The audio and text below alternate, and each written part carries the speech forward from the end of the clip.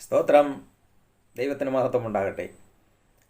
ഇന്ന് കർത്താവിൻ്റെ സഭയെക്കുറിച്ചും പുരോഹിതന്മാരെക്കുറിച്ചും ഒരല്പം ചിന്തിക്കാം തിരുവചനത്തിൽ കൂടെ. സ്തോത്രം. പ്രിയ സഹോദരങ്ങളെ, ഇന്ന് ഒരിക്കൽ കൂടെ കർത്താവിൻ്റെ തിരുവചനവുമായി നിങ്ങളുടെ അടുക്കൽ കടന്നു വരുവാൻ ദൈവം സഹായിച്ചു. അതിന് ദൈവത്തിന് സ്തോത്രം. ദൈവം ഇന്നൊരു പുതിയ വിഷയമാണ് നിങ്ങളെ മുന്നിലേക്ക് കൊണ്ടുവരുവാൻ ദൈവം തന്നിരിക്കുന്നത്. ആ തിരുവചനം നമുക്ക് പരിശുദ്ധാത്മാവിൻ്റെ നിറവിൽ തന്നെ നമുക്ക് മനസ്സിലാക്കാം. പരിശുദ്ധാത്മാവ് എന്ത് പറയുന്നു എന്ന് കേൾക്കാം. സ്തോത്രം. ആദ്യമായി അതിനാദരമായിട്ട് ഒരു തിരുവചനം വായിക്കാം. അപ്പോസ്തല പ്രവൃത്തി 6-ാമത്തെ അധ്യായം, അതിൽ 6-7 വാക്യം ഞാൻ വായിക്കുന്നു. വേദപുസ്തകം കയ്യിലിരിക്കുന്നവർ വായിച്ചു കൊള്ളുക. സ്തോത്രം. ഇവിടെ അപ്പോസ്തലന്മാർ സുവിശേഷം പറഞ്ഞ് കർത്താവിൻ്റെ പരിശുദ്ധാത്മാവിൻ്റെ നിറവിൽ ഈ ഭൂമിയിൽ അത്ഭുതങ്ങളും അടയാളങ്ങളും ചെയ്ത് കർത്താവായ യേശു ക്രിസ്തുവിനെക്കുറിച്ച് പ്രസംഗിച്ച് അങ്ങനെ ഇരിക്കവേ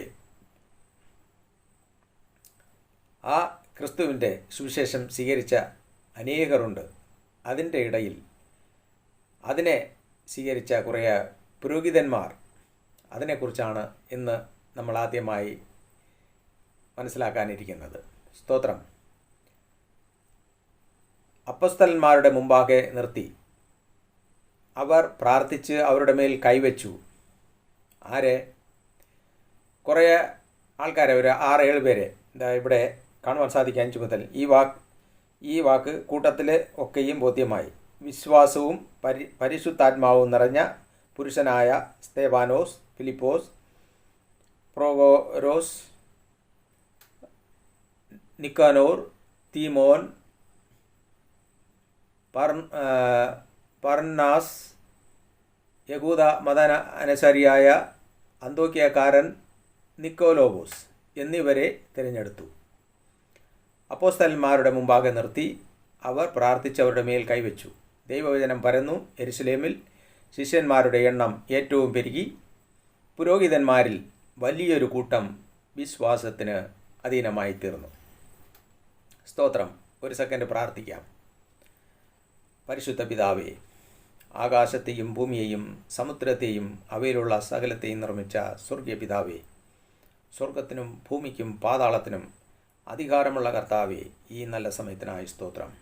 പ്രിയ പിതാവേ, അങ്ങയുടെ പരിശുദ്ധമായ വചനം ധ്യാനിക്കുവാൻ ഞങ്ങൾ പോകുന്നു. കർത്താവേ, നമ്മുടെ വചനം പരിശുദ്ധാത്മാവിൻ്റെ നിറവിൽ ജനങ്ങളോട് സംസാരിക്കുവാൻ കൃപ നൽകി സഹായിക്കണമേ. കർത്താവ് എൻ്റെ അധരത്തിൽ കൂടെ സംസാരിച്ച് ജനങ്ങൾക്ക് സത്യം മനസ്സിലാക്കി കൊടുക്കണമേ. വചനം കേൾക്കുന്ന എല്ലാ മക്കളും അനുഗ്രഹിക്കപ്പെടട്ടെ. അവർ സത്യം മനസ്സിലാക്കട്ടെ. പരിജ്ഞാനം അവർക്കുണ്ടാകട്ടെ. അവർ സത്യവചനം മനസ്സിലാക്കി അവർ സത്യത്തിൻ്റെ വഴിയിൽ ജീവിക്കുവാൻ പരിശുദ്ധാത്മാവെ അങ്ങ് സഹായിക്കണമേ. എല്ലാ അന്ധകാര സത്യമുള്ള പിടിയിൽ നിന്നിവർ വിടുവിക്കപ്പെടണം. സാത്താൻ്റെയും അവൻ്റെ ദൂതന്മാരുടെയും കയ്യിൽ നിന്ന് ഇവർ രക്ഷിക്കപ്പെടണം. അതിനായി അങ്ങയുടെ കരങ്ങളിൽ ഏൽപ്പിക്കുന്നു. മഹത്വവും മാനവും പുകഴ്ചയും സ്തോത്രമെല്ലാം അങ്ങേക്കുള്ളതാണ്. യേശു ക്രിസ്തുവിൻ്റെ നാമത്തിൽ പ്രാർത്ഥിക്കുന്നു. കേൾക്കണമേ എൻ്റെ സ്വർഗ്ഗപിതാവേ. ആമേൻ. സ്തോത്രം. പ്രിയ സഹോദരങ്ങളെ, നമ്മളിവിടെ വായിച്ച് കേട്ടു, കർത്താവിൻ്റെ സുവിശേഷം പരന്നുകൊണ്ടിരുന്ന സമയത്ത് അവർ കുറേ ശിഷ്യന്മാരെ തിരഞ്ഞെടുത്തു. അതിൽ അവസാനമായി നമ്മൾ കണ്ടു നിക്കോലോവോസ്. ഈ നിക്കോലോവോസിൻ്റെ ചരിത്രം നമ്മൾ തിരുവചനത്തിൽ നോക്കുമ്പോൾ ഈ വ്യക്തിയാണ് കള്ളപ്രവാചകനായി തീർന്നവൻ, അതായത് വ്യാജം പ്രവചിച്ചവൻ. ഇവനെക്കുറിച്ച് വെളിപ്പാട് പുസ്തകത്തിലൊക്കെ രേഖപ്പെടുത്തിയിട്ടുണ്ട് കർത്താവ് യേശു ക്രിസ്തു. നമുക്ക് അവൻ്റെ വിഷയത്തെ വിട്ടിട്ട് നമുക്കിവിടെ താഴെ പറയുന്നു, പുരോഹിതന്മാരിൽ വലിയൊരു കൂട്ടം വിശ്വാസത്തിന് അധീനരായി തീർന്നു. സ്തോത്രം. പുരോഹിതന്മാരാണ്. ഏത് പുരോഹിതന്മാർ? പുരോഹിതന്മാരുടെ ജോലി എന്തെന്നറിയാമോ? ബൈബിൾ നമ്മളെടുത്ത് ആദ്യം മുതലേ എടുത്ത് നോക്കുമ്പോൾ നമുക്ക് ഈ പുരോഹിതന്മാരെക്കുറിച്ച് കാണുവാൻ സാധിക്കും. ഒന്ന്, ആബ്രഹാം പിതാവ് ദശാംശം കൊടുത്ത മൽക്കിസെദേക്ക്, അത് ഉൽപ്പത്തി പുസ്തകത്തിൽ കാണുവാൻ സാധിക്കും. സാലേം രാജാവ്. ഈ ഭൂമിയിൽ ഒരേ സമയം രാജാവും ഒരേ സമയം പുരോഹിതനുമായിരുന്നതാണ് മൽക്കിസെദേക്ക്. ആ മൽക്കിസെദേക്കിനെ കുറിച്ച് തിരുവചനത്തിൽ ഒരുപാട് കാര്യങ്ങൾ രേഖപ്പെടുത്തിയിരിക്കുന്നു. മാതാവില്ല, പിതാവില്ല, അവൻ ആദിയില്ല, അന്തമില്ല. അങ്ങനെയാണ് അവിടെ രേഖപ്പെടുത്തിയിരിക്കുന്നത് തിരുവചനത്തിൽ മൽക്കിസെദേക്കിനെ കുറിച്ച്. ഇവിടെ പുരോഹിതന്മാരെ എന്തിനാണ് തിരഞ്ഞെടുത്തു കർത്താവ്? പുറപ്പാട് പുസ്തകത്തിൽ അഹരോനെ തിരഞ്ഞെടുത്തു. അങ്ങനെ ലേവി കുടുംബത്തിൽ നിന്നാണ് പുരോഹിതന്മാരെ കർത്താവ് തിരഞ്ഞെടുത്തത്. ലേവിയരെയാണ് പുരോഹിതന്മാരായി തിരഞ്ഞെടുത്തത്. എന്തിനാണ് പുരോഹിതന്മാരെ തിരഞ്ഞെടുത്തു? കർത്താവിനെ ശുശ്രൂഷിക്കുവാൻ, കർത്താവിൻ്റെ സന്നിധാനത്തിൽ ചെന്ന് ബലിയർപ്പിക്കുവാൻ, ജനത്തിന് വേണ്ടി ബലിയർപ്പിക്കുവാൻ, ജനത്തിൻ്റെ പാപത്തിന് വേണ്ടി ബലിയർപ്പിക്കുവാനാണ് പുരോഹിതന്മാരെ അന്ന് കർത്താവ് തിരഞ്ഞെടുത്തത്. കർത്താവിനെ ആരാധിക്കുവാൻ, കർത്താവിൻ്റെ യാഗപീഠത്തിൽ കർത്താവിന് ബലിയർപ്പിക്കുവാൻ, ജനങ്ങളുടെ പാപങ്ങൾക്ക് വേണ്ടി പുരോഹിതനെ കർത്താവ് തിരഞ്ഞെടുത്തു. അതാണ് നമുക്ക് തിരുവചനത്തിൽ കാണുവാൻ സാധിക്കും. പുരോഹിതൻ്റെ ജോലി ജനങ്ങളുടെ പാപത്തിന് വേണ്ടി ബലിയർപ്പിക്കുക. അതാണ് പുരോഹിതൻ്റെ ജോലി. അങ്ങനെ ആണ് ഈ കർത്താവായ യേശു ക്രിസ്തുവിൻ്റെ കാലം വരേക്കും നടന്നത്. കർത്താവായ യേശു ക്രിസ്തുവിനെ ക്രൂശിക്കുന്നതിൽ ഏറ്റവും ഒന്നാമതായി പ്രവർത്തിച്ചവരാണ് ഈ പുരോഹിതന്മാർ. നമുക്ക് സുവിശേഷത്തിൽ അതൊക്കെ കാണുവാൻ സാധിക്കും. ബറബ്ബാസിനെ, കള്ളനെ വിട്ടുകൊടുക്കാൻ വേണ്ടി അവിടെ അവർക്ക് കൈക്കൂലി കൊടുക്കുന്നതും,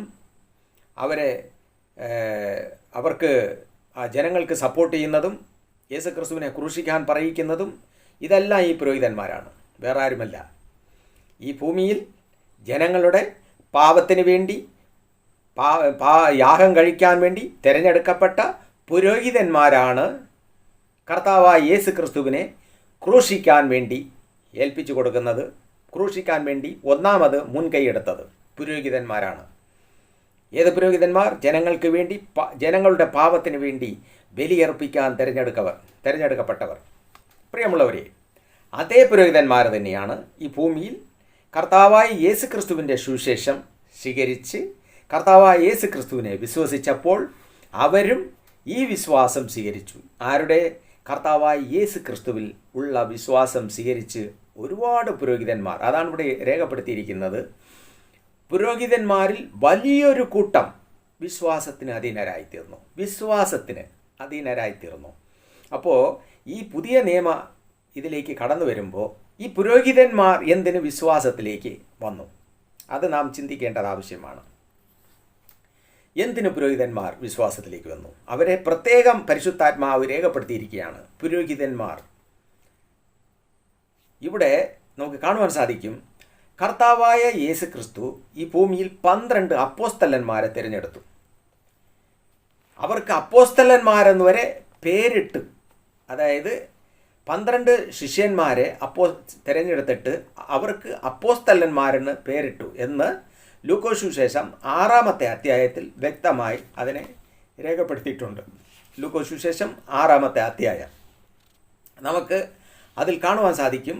13-ാമത്തെ വാക്യത്തിൽ ഇതാ, നേരം വെളുത്തപ്പോൾ അവൻ ശിഷ്യന്മാരെ അടുക്കെ വിളിച്ചു. അവൻ എന്ന് പറയുമ്പോൾ കർത്താവ് ശിഷ്യന്മാരെ അടുക്കെ വിളിച്ചു. അവരിൽ 12 പേരെ തിരഞ്ഞെടുത്തു. അവർക്ക് അപ്പോസ്തലന്മാർ എന്ന് പേർ വിളിച്ചു. അവർ ആരെന്നാൽ പത്രോസ് എന്ന് അവൻ പേർ വിളിച്ച ശീമോൻ, അവൻ്റെ സഹോദരനായ അന്ത്രോയാസ്, യാക്കോബ്, യോഹന്നാൻ, ഫിലിപ്പോസ്, ബർത്തലോമായി, മത്തായി, തോമാസ്, അൽഫായുടെ മകനായ യാക്കോബ്, എരിവുകാരനായ ശീമോൻ, യാക്കോബിൻ്റെ സഹോദരനായ യൂദ, ദ്രോഹിയായി തീർന്ന ഇസ്കാരിയോത്ത് യൂദ എന്നിവർ തന്നെ. ഇങ്ങനെ 12 പേരെ തിരഞ്ഞെടുത്തു. അവർക്ക് അപ്പോസ്തലന്മാർ എന്ന് പേരിട്ടു കർത്താവ്. നാം തിരിച്ചറിയണം, കർത്താവ് പേരിട്ടതാണ്, മനുഷ്യൻ പേരിട്ടതല്ല. കർത്താവ് പേരിട്ടതാണ് അപ്പോസ്തലന്മാർ. വീണ്ടും ഞാൻ നിങ്ങൾക്ക് ഈ തിരുവചനം ഓർമ്മപ്പെടുത്തുകയാണ്. നിങ്ങൾ വായിച്ചു കൊള്ളുക. അപ്പോസ്തലന്മാർ എന്നാണ് പേരിട്ടത്, പുരോഹിതന്മാരെന്നല്ല. നമ്മളിവിടെ അപ്പോസ്തല പ്രവൃത്തിയിൽ കണ്ടു, കർത്താവായ യേശു ക്രിസ്തുവിനെ വിശ്വസിച്ച പുരോഹിതന്മാരിൽ ഒരു വലിയൊരു കൂട്ടം വിശ്വാസത്തിന് അധീനരായിത്തീർന്നു. ആരൊക്കെയാണ്? അപ്പോസ്തലന്മാരുടെ വിശ്വാസത്തിൽ. അപ്പോസ്തലന്മാരുടെ വിശ്വാസത്തിൽ അധീനരായിത്തീർന്നവർ പുരോഹിതന്മാർ. അവർ പിന്നെ പുരോഹിതന്മാരെ അല്ല, അപ്പോസ്തലന്മാരുടെ ആ വിശ്വാസത്തിൻ്റെ കീഴിലാണ് അവർ മാനസാന്തരപ്പെടുന്നത്, അവർ വിശ്വാസത്തിലേക്ക് വരുന്നത്. ഈ ഭൂമിയിൽ 2 തരം ആൾക്കാരാണ് അന്നുണ്ടായിരുന്നത്. ഒന്ന് അപ്പോസ്തലന്മാർ, ഒന്ന് ക്രിസ്തുവിനെ ക്രൂശിച്ച പുരോഹിതന്മാർ. കർത്താവായ യേശു ക്രിസ്തുവിനെ ക്രൂശിച്ചവരും കർത്താവായ യേശു ക്രിസ്തുവിൽ വിശ്വസിച്ചവരും. അങ്ങനെ 2 കൂട്ടം ആൾക്കാർ അന്നുണ്ടായിരുന്നു. അതായത് കർത്താവായ യേശു ക്രിസ്തു ഈ ഭൂമിയിൽ ആയിരുന്ന സമയത്ത്. അപ്പോൾ അതിൽ ഒരു കൂട്ടം മാനസാന്തരപ്പെടുകയും ചെയ്തു. എന്നാൽ ഒരു കൂട്ടം ഈ ഭൂമിയിൽ ഉണ്ടായിരുന്നു. നമുക്ക് തിരുവചനത്തിൽ കാണുവാൻ സാധിക്കും, അന്ന് കൂടുതൽ സഭയൊന്നുമില്ല. യെരുശലേമിൽ ഒരു സഭയുണ്ടായിരുന്നു, അതും സാലോമോൻ്റെ മണ്ഡപം. അവിടെയാണ് ദൈവാലയം. അവിടെയാണ് ജനങ്ങളെല്ലാം പല സ്ഥലങ്ങളിൽ വന്ന് കൂടി ദൈവത്തെ ആരാധിക്കുന്നതും ബലിയർപ്പിക്കുന്നതും. അതുകൊണ്ടാണ് കർത്താവായ യേശു ക്രിസ്തു ആ ആലയത്തിലേക്ക് പോയപ്പോൾ അവിടെ വിൽക്കുന്നവരെയും വാങ്ങുന്നവരെയും ചമ്മട്ടി ഉണ്ടാക്കി അടിച്ചു വിരട്ടി പുറത്താക്കി, എൻ്റെ പിതാവിൻ്റെ ആലയം നിങ്ങൾ കള്ളന്മാരുടെ കുകയാക്കി എന്ന് പറഞ്ഞുകൊണ്ടൊക്കെ സുവിശേഷത്തിൽ കർത്താവായ യേശു ക്രിസ്തു പ്രവർത്തിച്ച കാര്യങ്ങളെയൊക്കെ നമുക്ക് കാണുവാൻ സാധിക്കും. അപ്പോൾ ഈ ആലയത്തിൻ്റെ അകത്ത് ഈ കള്ളന്മാർ പ്രവേശിച്ചു. ആര്? ഈ കച്ചവടക്കാർ. പ്രാവിനെ അവരെ ലഭിക്കാൻ. കാരണം പ്രാവൊക്കെ എന്തിനാണ് കച്ചവടം? ബലിയർപ്പിക്കാൻ വേണ്ടി. അപ്പോൾ യേശു ക്രിസ്തു ഇതൊക്കെ പുറത്താക്കി. അപ്പോൾ ഇതൊക്കെ നാം മനസ്സിലാക്കേണ്ട ആവശ്യമാണ്. കർത്താവ് ഇതൊക്കെ പുറത്താക്കി. കാരണം ദൈവത്തിൻ്റെ ആലയം പരിശുദ്ധമാണ്. അതിൻ്റെ അകത്ത് കള്ളന്മാർ വിൽക്കുന്നവരും വാങ്ങുന്നവരും പ്രാവുകളെയും അതിനെയും ഇതിനെയും കൊണ്ടുവച്ച് കച്ചവടം ചെയ്യുന്നത് കണ്ടിട്ട് കർത്താവ് അവരെയെല്ലാം പുറത്താക്കി എന്ന് നമുക്ക് കാണുവാൻ സാധിക്കും. ഇവിടെ അപ്പോസ്തലന്മാർ എന്ന് വിളിക്കപ്പെട്ട 12 ശിഷ്യന്മാർ കർത്താവായ യേശു ക്രിസ്തുവിനെ സുവിശേഷം അറിയിച്ചപ്പോൾ അവിടെ വിശ്വസിച്ച ഒരു വിശ്വാസ കൂട്ടമാണ് നാം കാണുവാൻ സാധിക്കുന്നത്. അതിൽ മറിയ ഉണ്ടായിരുന്നു, അപ്പോസ്തലന്മാരുണ്ടായിരുന്നു, ഒരുപാട് ജനമുണ്ടായിരുന്നു. ഇവരെല്ലാവരും വിശ്വാസത്തിൽ അധീനരായിത്തീർന്നു. അവരെ സഭയോട് ചേർത്ത് കൊണ്ടിരുന്നുവെന്ന് തിരുവചനത്തിൽ കാണുവാൻ സാധിക്കും. അവരെ വിശ്വസിക്കുന്ന ഓരോരുത്തരെയും, രക്ഷിക്കപ്പെടുന്നവരെ സഭയോട് ചേർത്ത് കൊണ്ടിരുന്നു. എന്താണ് സഭ? കർത്താവായ യേശു ക്രിസ്തുവിൽ വിശ്വസിച്ച, സ്നാനമേറ്റ ഓരോരുത്തരെയും സഭയോട് ചേർത്ത് കൊണ്ടിരുന്നു. അതാണ് സഭ. വിശ്വാസികളുടെ കൂട്ടം, രക്ഷിക്കപ്പെട്ടവരുടെ കൂട്ടം, അവർ ഒരുമിച്ച് കൂടിയിരുന്ന സ്ഥലത്തിനാണ് സഭ എന്ന് പറയുന്നത്. സഭ എന്നിവിടെ രേഖപ്പെടുത്തിയിരിക്കുന്നത് അതാണ്. കർത്താവ് രക്ഷിക്കപ്പെടുന്നവരെ ദിനംപ്രതി സഭയോട് ചേർത്ത് കൊണ്ടിരുന്നു. ഇവിടെ നമുക്ക് കാണുവാൻ സാധിക്കും, പ്രിയമുള്ളവരെ, വേറൊരു സംഭവം തിരുവചനത്തിൽ രേഖപ്പെടുത്തിയിരിക്കുന്നു. നിങ്ങൾ ആർക്കെങ്കിലും പാവങ്ങളെ മോചിക്കുന്നുവെങ്കിൽ അവർക്ക് അത് മോചിക്കപ്പെട്ടിരിക്കും. നിങ്ങൾ ആരുടെയെങ്കിലും പാവങ്ങളെ നിർത്തുന്നുവെങ്കിൽ അവർക്ക് അത് നിർത്തപ്പെടും എന്ന് യോഹന്നാൻ സുവിശേഷത്തിൽ ഒരു വാക്യമുണ്ട്, 20:23. ഇതാർക്കാണ് കർത്താവ് കൊടുത്തതെന്നറിയാമോ? അപ്പോസ്തലന്മാർക്കാണ് കൊടുത്തത്, പുരോഹിതന്മാർക്കല്ല. വീണ്ടും തിരിച്ചറിയണം, ഈ അധികാരം കൊടുത്തത് കർത്താവായ യേശു ക്രിസ്തു പ്രത്യേകം തിരഞ്ഞെടുത്ത അപ്പോസ്തലന്മാർക്കാണ്. ഏതാണ് അപ്പോസ്തലിക സഭ? ഏതാണ് അപ്പോസ്തലിക സഭ? ഇന്ന് കാണുന്ന ഈ പുരോഹിതന്മാർ കൊണ്ടു നടക്കുന്നതാണോ അപ്പോസ്തലിക സഭ? ഇല്ല. അപ്പോസ്തോലിക സഭ എന്ന് പറയുന്നത് നാം ആത്മാവിലും സത്യത്തിലും ആരാധിക്കുന്ന സഭയാണ് അപ്പോസ്തോലിക സഭ എന്ന് പറയുന്നത്. തിരുവചനത്തിൽ വ്യക്തമായി രേഖപ്പെടുത്തിയിരിക്കുന്നു. അതിൻ്റെ അകത്തുള്ളവരാണ് മറിയ, അതിൻ്റെ അകത്തുള്ളവരാണ് അപ്പോസ്തലന്മാർ, അതിൻ്റെ അകത്തുള്ളവരാണ് അവർ ആരെയൊക്കെ കൈവച്ച് അപ്പോസ്തലന്മാരുടെ ഇതിലേക്ക് അയച്ചോ അവരൊക്കെ, ആരെയൊക്കെ കൈവച്ചിട്ട് പ്രാർത്ഥിച്ചിട്ട് അവർ സുവിശേഷത്തിനായി അയച്ചോ അവരെല്ലാം അപ്പോസ്തലന്മാരാണ്. അപ്പോസ്തലന്മാരുടെ ഗണത്തിൽപ്പെടുന്നവരാണ്. കൈവയ്പിൽ കൂടെ അപ്പോസ്തലന്മാരാണ് തിരഞ്ഞെടുത്തത്, പുരോഹിതന്മാരെയല്ല. വീണ്ടും മനസ്സിലാക്കണം, അപ്പോസ്തലന്മാരെയാണ് തിരഞ്ഞെടുത്തത്, പുരോഹിതന്മാരെയല്ല. ഇതിൻ്റെ ഇടയിൽ നമ്മൾ വായിച്ച ഭാഗത്തിൽ നിക്കോലോബോസ് എന്ന ഒരുത്തൻ ഉണ്ടായിരുന്നു. അവനാണ് കള്ളനായി തീർന്നത്, കള്ളപ്രവാചകനായി തീർന്നത്. അവനാണ് ഈ സഭയിലേക്ക് ദുരുപദേശത്തെ കൊണ്ടുവന്നത്.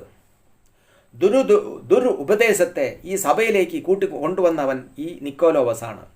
ദുരുപദേശം എന്താണ്? ആ ദുരുപദേശം അത് തന്നെയാണ് ഇന്ന് ലോകത്തിൽ കാണുന്ന ഈ കത്തോലിക്ക സഭയിൽ കാണുന്ന ദുരുപദേശങ്ങൾ. ഈ സഭയിൽ വിഗ്രഹം കൊണ്ടുവന്നത് ആരാണെന്നറിയാമോ? വിഗ്രഹം ഈ മറിയയുടെ വിഗ്രഹം, യേശുക്രിസ്തുവിൻ്റെ വിഗ്രഹം, ഇതൊക്കെ ഈ സഭയിലേക്ക് കൊണ്ടുവന്നത് ഈ നിക്കോലോസാണ്. ഇവനാണ് വ്യാജ പ്രവാചകനായി തീർന്നത്. ഇതിനെക്കുറിച്ചാണ് വെളിപ്പാട് പുസ്തകത്തിൽ കർത്താവ് പറയുന്നത്. ഇനി ഈ പുരോഹിതന്മാർ ഇങ്ങനെയൊക്കെ ചെയ്തതിനെക്കുറിച്ച് യെരമ്യാ പ്രവാചകൻ്റെ പുസ്തകത്തിൽ നമുക്ക് കാണുവാൻ സാധിക്കും. ഇത് ഇന്നും ഇന്നലെയുമല്ല, കർത്താവായ യേശു ക്രിസ്തു ഈ ഭൂമിയിൽ വരുന്നതിന് മുമ്പേ, തന്നെ ഈ സഭയിൽ, ഈ ആലയത്തിൽ ഈ വിഗ്രഹത്തെ അവർ സ്ഥാപിച്ചിരുന്നു. പല പല വിഗ്രഹങ്ങളെ, മരിച്ചുപോയവരുടെ, ഈ ഭൂമിയിൽ ജീവിച്ചു പോയവരുടെ വിഗ്രഹങ്ങളെ അവർ സ്ഥാപിച്ചിരുന്നു. കർത്താവ് അതോടുകൂടെ വെറുത്തു. യെരമ്യാ പ്രവാചകൻ്റെ പുസ്തകം എടുത്ത് വായിക്കുമ്പോൾ നമുക്കവിടെ കാണുവാൻ സാധിക്കും. 7-ാമത്തെ അധ്യായം എന്ന് തോന്നുന്നു. യെരമ്യാ പ്രവാചകൻ്റെ പുസ്തകം, സ്തോത്രം, അതിൽ നമുക്ക് കാണുവാൻ സാധിക്കും. കർത്താവ് ഇത് നിങ്ങളെടുത്ത് വായിച്ചു നോക്കുക. ഈ മൊത്തം 7-ാമത്തെ അധ്യായം, യെരമ്യാ പ്രവാചകൻ്റെ പുസ്തകം 7-ാമത്തെ അധ്യായം വ്യക്തമായി നിങ്ങൾ എടുത്ത് ധ്യാനിച്ചു നോക്കുക, വായിക്കുക. ഇവിടെ നമുക്ക് മനസ്സിലാക്കുവാൻ സാധിക്കും എപ്പോഴാണ് ഈ ആലയത്തിൽ വിഗ്രഹം രൂപം എന്ന്. ഇന്ന് ചിലരൊക്കെ പറയുന്നുണ്ട് അത് വിഗ്രഹമല്ല, അത് ഞങ്ങൾ രൂപം ഉണ്ടാക്കി വെച്ചിരിക്കുകയാണ്. അപ്പോൾ കർത്താവ് എന്ത് പറഞ്ഞു? രൂപമുണ്ടാക്കി നമസ്കരിക്കാനും ചുംബിക്കാൻ പറഞ്ഞു ഏതെങ്കിലും ഭാഗത്ത്? പ്രിയമുള്ളവരെ, വിഗ്രഹം എന്ന് പറയുമ്പോൾ ദൈവത്തേക്കാൾ ഏതൊന്നിന് നമ്മൾ പ്രധാനം കൊടുക്കുന്നോ അതൊക്കെ വിഗ്രഹം തന്നെയാണ്. ബിംബം എന്ന് പറയുമ്പോഴും രൂപം എന്ന് പറയുമ്പോഴും ഇതൊക്കെ വിഗ്രഹം തന്നെയാണ്.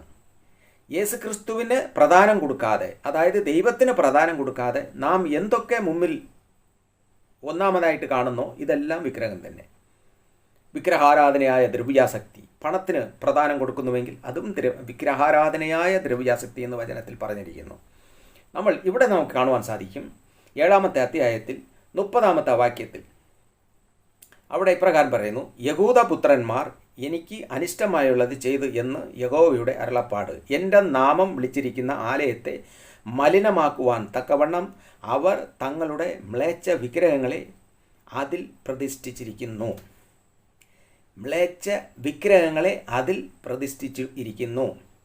അതുകൊണ്ട് കർത്താവ് ഇവിടെ പറഞ്ഞിരിക്കുന്നത് എന്തെന്നറിയാമോ? അതായത് പ്രാർത്ഥിക്കാൻ, ഭാവികൾക്ക് വേണ്ടി പ്രാർത്ഥിക്കണമെന്ന് പറയുന്നു, ജനത്തിനു വേണ്ടി പ്രാർത്ഥിക്കണമെന്ന് പറയുന്നു, എല്ലാ കാര്യത്തിനു വേണ്ടിയും പ്രാർത്ഥിക്കണമെന്ന് പറയുന്നു. എന്നാൽ ഈ സഭയിൽ വിഗ്രഹങ്ങളെ വച്ചിട്ട് ഈ വിഗ്രഹങ്ങളെ ആരാധിക്കുന്നവർക്ക് വേണ്ടി പ്രാർത്ഥിക്കരുതെന്ന് വരെ കർത്താവ് വിലക്കി. അവർക്ക് വേണ്ടി നിങ്ങൾ പ്രാർത്ഥിക്കുക പോലും അരുത്, അവരുടെ നന്മയ്ക്ക് വേണ്ടി പോലും നിങ്ങൾ പ്രാർത്ഥിക്കരുതെന്ന് കർത്താവ് തിരുവചനത്തിൽ വിലക്കിയിരിക്കുന്നു പ്രവാചകന്മാരോട്. എത്രമാത്രം ദൈവം വിഗ്രഹത്തെ വെറുക്കുന്നുവെന്ന് നാം ഓരോരുത്തരും മനസ്സിലാക്കിക്കൊള്ളണം.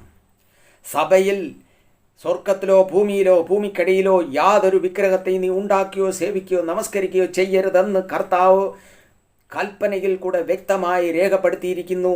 കൽപ്പനയിൽ കൂടെ പ്രധാന കൽപ്പനയായി തന്നിരിക്കുന്നു. പ്രിയമുള്ളവരെ, ആ കൽപ്പനയെ ലംഘിച്ചുകൊണ്ട് ഇതാ സഭയിൽ വിഗ്രഹത്തെ വച്ചിരിക്കുന്ന ആ ജനത്തിന് വേണ്ടി നീ പ്രാർത്ഥിക്കരുത് എന്ന് വരെ കർത്താവ് പ്രവാചകനോട് പറഞ്ഞു. ഇതാ വായിച്ചു നോക്കുക, 7-ന്റെ 16-ാമത്തെ വാക്യം.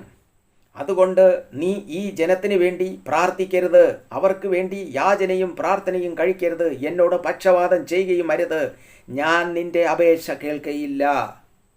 ഇവിടെ ഇതിനെക്കുറിച്ച് ഒരുപാട് ഭാഗങ്ങൾ പറഞ്ഞിട്ടുണ്ട്. നോഹ, യോബ് ഇവരൊക്കെ നിന്ന് ചോദിച്ചാലും ഞാൻ നിങ്ങൾക്ക് മറുപടി തരൂല്ല എന്നൊക്കെ ഒരുപാട് കാര്യങ്ങൾ ഇതിൻ്റെ അകത്തുണ്ട്. പക്ഷേ ഈ 7-ാമത്തെ അധ്യായത്തിൽ നാം ഇത് പ്രത്യേകം മനസ്സിലാക്കുവാൻ സാധിക്കും. ദൈവം എത്രമാത്രം വിഗ്രഹത്തെ വെറുക്കുന്നു സഭയിൽ. ആലയത്തിൻ്റെ അകത്ത് വിഗ്രഹം വെറുക്കുന്നത് എത്രമാത്രമെന്ന് നാം ഈ തിരുവചനത്തിൽ കൂടെ മനസ്സിലാക്കണം. ഈ തിരുവചനം കേൾക്കുന്നത് ആരായിക്കോട്ടെ, ഈ ഭൂമിയിൽ കർത്താവായ യേശു ക്രിസ്തുവിൽ വിശ്വസിക്കുന്നവരോ വിശ്വസിക്കാത്തവരോ ഇല്ല. പ്രധാനമായി ഞങ്ങൾ പാരമ്പര്യ ക്രിസ്ത്യാനികളെന്ന് പറയുന്നവരോ പാരമ്പര്യ ക്രിസ്ത്യാനികളായി പറയുന്ന എൻ്റെ സഹോദരങ്ങളെ, എൻ്റെ സഹോദരിമാരെ, ഇവിടെ ക്രിസ്ത്യാനികളെന്ന് പറയുന്നത് യേശു ക്രിസ്തുവിൽ ആത്മാവിലും സത്യത്തിലും ആരാധിക്കുന്ന ഒരു കൂട്ടം ജനത്തെയാണ് കർത്താവിൻ്റെ സഭ എന്ന് പറയുന്നതും അവരെയാണ് ക്രിസ്ത്യാനി എന്ന് പറയുന്നത്. അല്ലാതെ പാരമ്പര്യമായി പുരോഹിതന്മാരായി ഈ ഭൂമിയിൽ ജീവിച്ചവരെയും ഈ പാരമ്പര്യ പൗരോഹിത്യം എന്ന് പറഞ്ഞുകൊണ്ട് ഈ ലോകത്തിൽ ജീവിക്കുന്ന ഒരു വ്യക്തി ക്രിസ്ത്യാനികളുടെ ഗണത്തിലേ ഇല്ല. ഈ തിരുവചനത്തിൻ്റെ അടിസ്ഥാനത്തിൽ ഞാൻ നിങ്ങളോട് പറയുന്നു, ക്രിസ്ത്യാനി എന്ന് പറയാൻ ഉള്ള ഒരു ഗണത്തിലേ അല്ല. ക്രിസ്ത്യാനി എന്ന് പറയുന്നത് യേശു ക്രിസ്തുവിൽ വിശ്വസിച്ച് അടിയുറച്ച് ആത്മാവിലും സത്യത്തിലും ആരാധിക്കുന്ന ഒരു വ്യക്തിയാണ് ക്രിസ്ത്യാനി എന്ന് ഈ ലോകം വിളിച്ചു പറഞ്ഞത്. അല്ലാതെ ഈ കർത്താവ് പറഞ്ഞതല്ല, ഈ ലോകം വിളിച്ചു പറഞ്ഞത്. ഇന്ന് ക്രിസ്ത്യാനി എന്ന് പറഞ്ഞുകൊണ്ട് ഈ സഭയിൽ വിഗ്രഹങ്ങളെ വച്ചിരിക്കുന്നുവല്ലോ, അവർക്ക് വേണ്ടി പ്രാർത്ഥിക്കരുത് എന്ന് വരെ കർത്താവ് വിലക്കി. 7-ാമത്തെ അധ്യായം 16-ാമത്തെ വാക്യം പ്രിയമുള്ളവരെ എടുത്ത് വായിക്കുക. അത് മാത്രമല്ല 14-ന്റെ 11 കൂടെ എടുത്ത് വായിക്കുക. യെരമ്യാ പ്രവാചകന്റെ പുസ്തകം 14-ന്റെ 11. അവിടെ ഇത് തന്നെ പറയുന്നു, നീ ഈ ജനത്തിന് വേണ്ടി അവരുടെ നന്മയ്ക്കായി പ്രാർത്ഥിക്കരുത്. അവർ ഉപവസിക്കുമ്പോൾ ഞാൻ അവരുടെ നിലവിളി കേൾക്കുകയില്ല.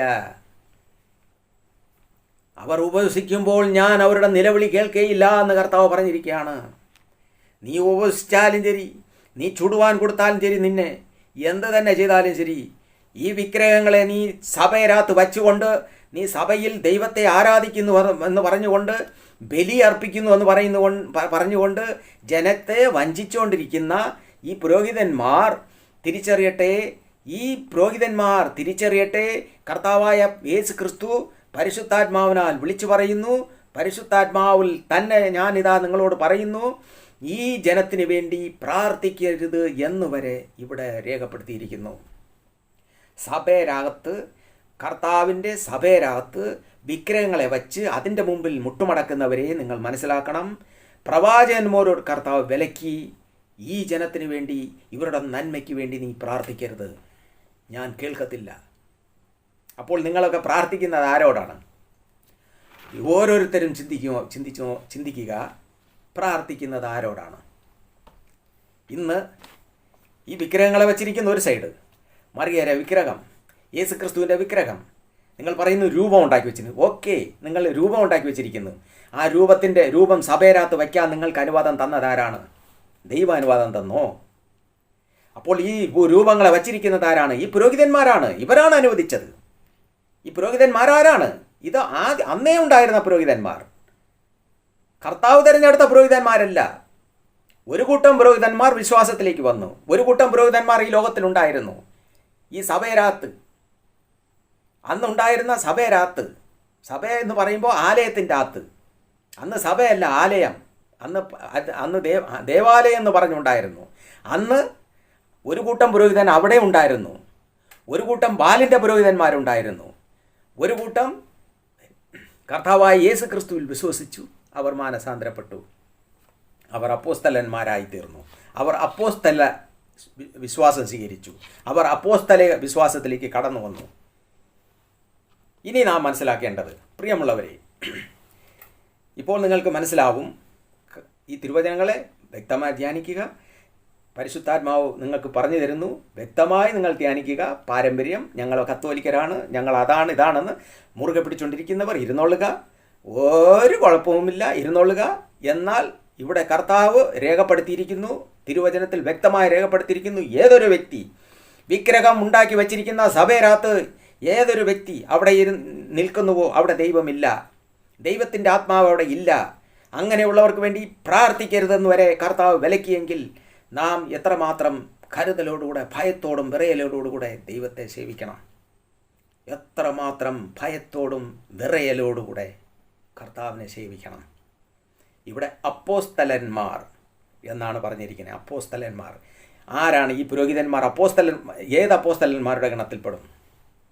ബലിയർപ്പിക്കുക.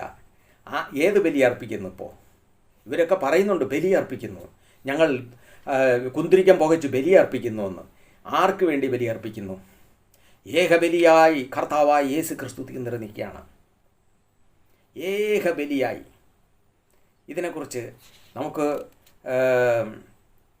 എബ്രായ ലേഖനത്തിലേക്ക് വരുമ്പോൾ നമുക്കവിടെ കാണുവാൻ സാധിക്കും.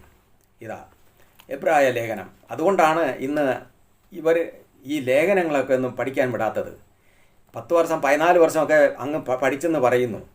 എന്നാൽ ഈ തിരുവചനങ്ങളെ ഇതൊക്കെ മറച്ചു വച്ചിരിക്കുകയാണ്. ഇപ്പോൾ ഒരു കൂട്ടം ആൾക്കാർ പറയുകയാണ്, ഞങ്ങൾക്ക് ബൈബിളൊന്നും വേണ്ട, കർത്താവിൻ്റെ വചനമൊന്നും വേണ്ട, അല്ലാതെ തന്നെ നമ്മൾ അങ്ങ് ദൈവത്തെ ആരാധിക്കുമെന്ന്. ഏത് ദൈവത്തെ ആരാധിക്കുന്നേ? ആലയത്തിൻ്റെ ഉള്ളിൽ വിഗ്രഹം വച്ചിരിക്കുന്നുവെങ്കിൽ അവിടെ ദൈവമില്ല. വ്യക്തമായി പരിശുദ്ധാത്മാവിലൂടെ പറഞ്ഞിരിക്കുകയാണ്, ദൈവമില്ല. അങ്ങനെ ഇരിക്കുമ്പോൾ നീ ഇതേത് ദൈവത്തെ ആരാധിക്കുന്നു? ഏത് ആത്മാവാണത്? അതുകൊണ്ടല്ലേ ഇന്ന് ദൈവത്തിൻ്റെ അടുക്കൽ പോകാൻ ഭയപ്പെട്ട് ദൈവത്തിൻ്റെ അടുക്കൽ പോകാൻ വേണ്ടി പ്രാർത്ഥിക്കാൻ വേണ്ടി ഇന്ന് ഈ ലോകത്തിൽ ജീവിച്ചു പോയവരൊക്കെ വിളിക്കുന്നത്. അപ്പോസ്തലന്മാരെയും പ്രവാചകന്മാരെയും മറിയയെയും ഒക്കെ വിളിക്കുന്ന എന്തിന്?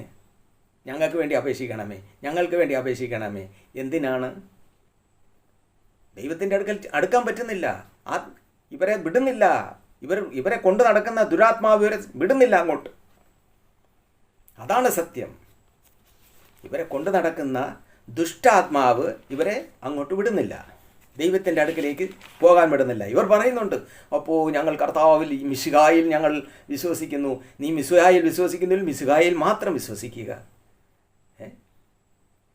ഈ ലോകത്തിൽ ജീവിച്ചു പോയ മരിച്ചവരോടും മൗനത്തിലായവരോടും പ്രാർത്ഥിച്ചിട്ട് ഈ ലോകത്തിലുള്ള ജനത്തെ നീ എന്തിനു വഞ്ചിച്ചുകൊണ്ടിരിക്കുന്നു?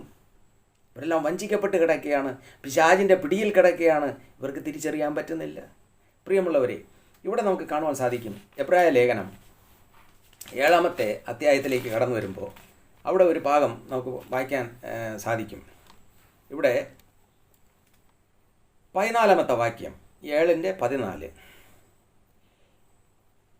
12 ഒരു വാക്യം ഞാൻ വായിക്കുന്നു. പൗരോഹിത്യം മാറിപ്പോകുന്ന പക്ഷം ന്യായപ്രമാണത്തിന് കൂടെ മാറ്റം വരുവാൻ ആവശ്യം. അപ്പോൾ ഈ പൗരോഹിത്യം എന്ന് പറയുന്നത് മാറിപ്പോണം. എന്നാലേ പൗരോഹിത്യം മാറിപ്പോയാലേ ഈ ആദ്യത്തെ ആ തിരശീല കീറാനും സകല മനുഷ്യർക്കും യാഗപീഠത്തിൻ്റെ അടുക്കൽ പോകുവാനും ദൈവത്തെ ആരാധിക്കാനും സാധിക്കും. ഇതിൽ ഏതൊരു വ്യക്തിക്കും കർത്താവിനെ ഡയറക്റ്റാണ് നമുക്ക് പോയി ആരാധിക്കാനും സേവിക്കാനും സാധിക്കും.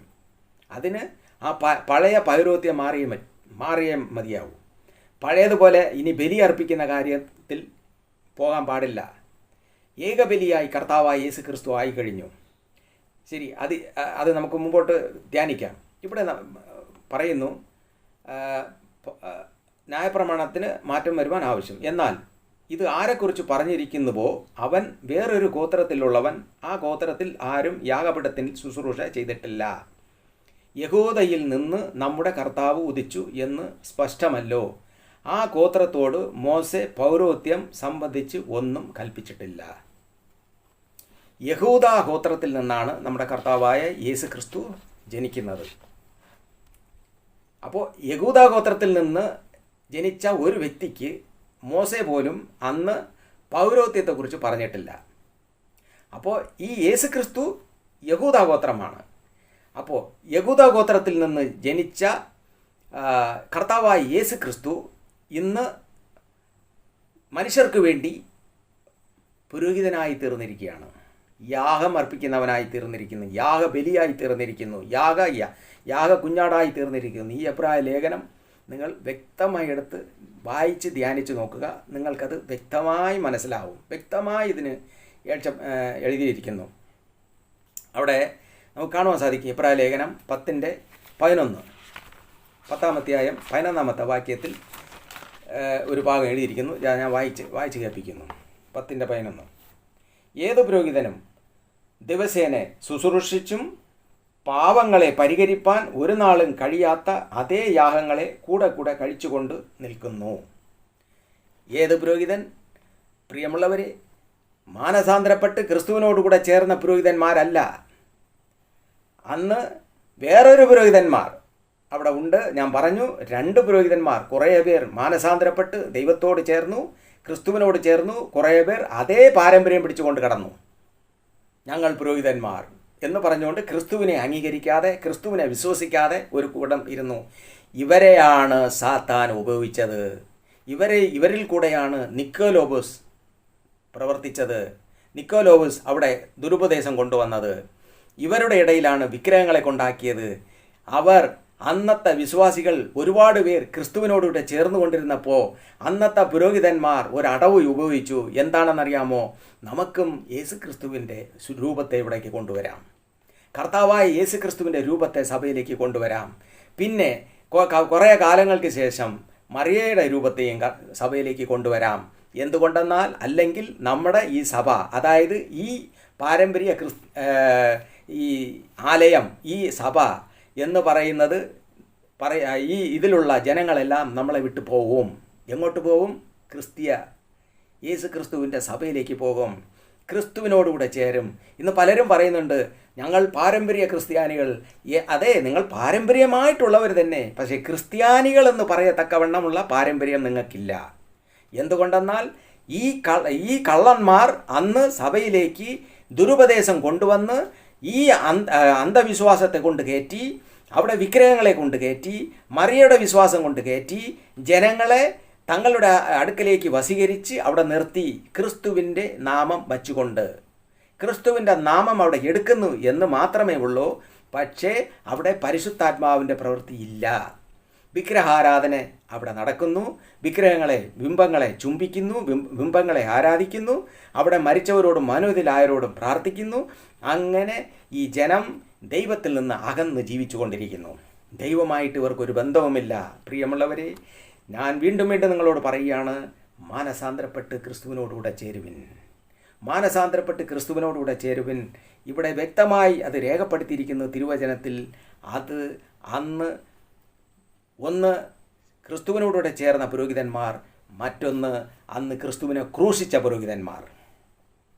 കർത്താവായ യേശു ക്രിസ്തുവിനെ ക്രൂശിക്കാൻ വേണ്ടി നിന്ന പുരോഹിതന്മാർ ഒരു കൂട്ടം, ക്രിസ്തുവിനോട് ചേർന്ന പുരോഹിതന്മാർ ഒരു കൂട്ടം.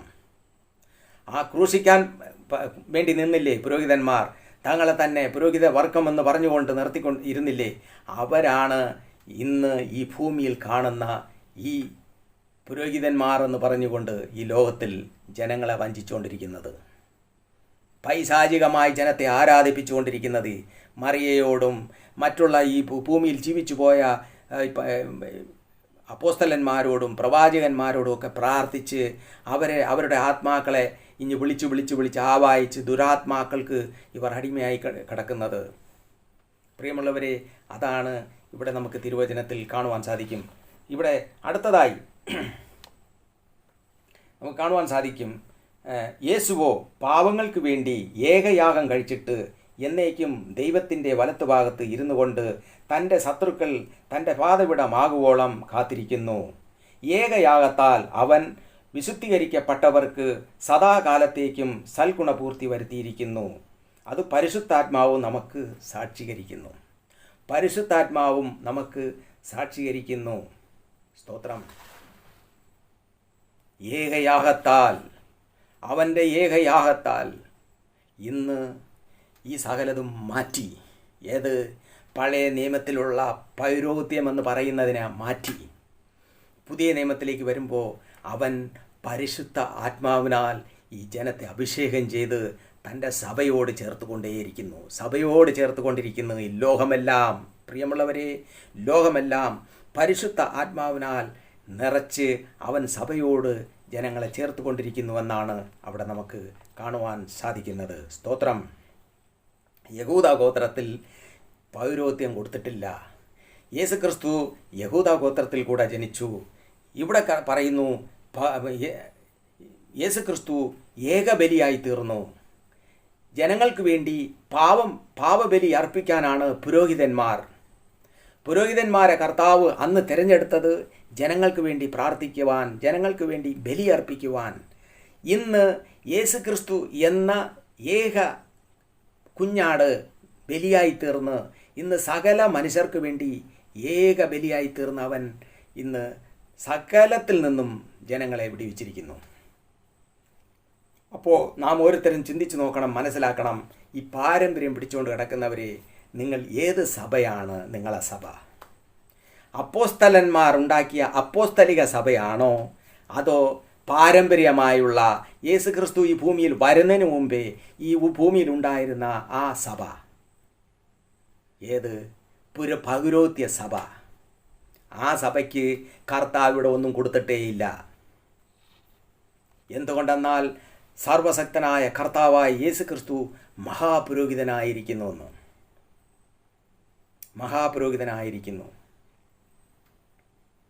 അതാണ് മൽക്കീസേദെക്കിൻ്റെ ക്രമപ്രകാരം എന്നേക്കും പുരോഹിതൻ. എബ്രായ ലേഖനം 7:16 വാക്യം. പ്രിയമുള്ളവരെ, എബ്രായർ 7:16 ഇതാ ഇവിടെ നമുക്ക് കാണുവാൻ സാധിക്കും.